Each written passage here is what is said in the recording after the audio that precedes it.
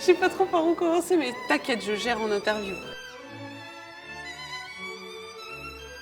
Je suis quand même quelqu'un d'assez instinctif. J'ai senti qu'il y avait un vrai concept. Et quand il s'agit de faire des concerts un petit peu d'une manière décalée, ça me plaît. J'ai trouvé ça voilà, très à propos de faire un concert autour de ça et de pouvoir être très très proche du public et de pouvoir répondre à leurs questions de manière spontanée et qu'ils puissent aussi, eux, voir un concert vraiment de très près. Et parce que souvent on est très loin, il y a une sorte de rideau un peu imaginaire entre la scène, la lumière qui est faite sur les artistes et le public. Et là, d'être si proche et si intime, c'est quelque chose dont on a peu l'occasion finalement, nous musiciens.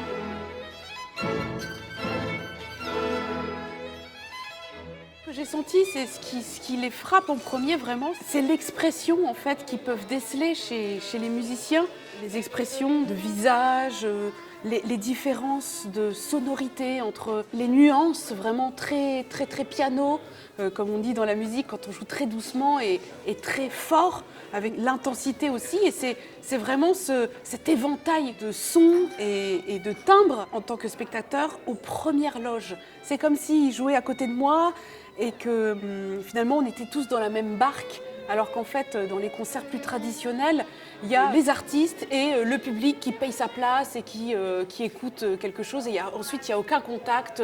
Ça reste un peu comme ça dans un écrin hermétique. Et moi, ce qui m'a plu là, c'était vraiment de pouvoir leur faire vivre au moment du concert. Parce que souvent, après les concerts, c'est vrai qu'on peut parler avec le public. Il y a des gens qui viennent vous voir à la sortie, on échange. Et puis même parfois, il y a des petits apéros, hein, ça se fait, mais que le concert, que le moment du concert soit aussi dans cette même barque, c'est plus rare.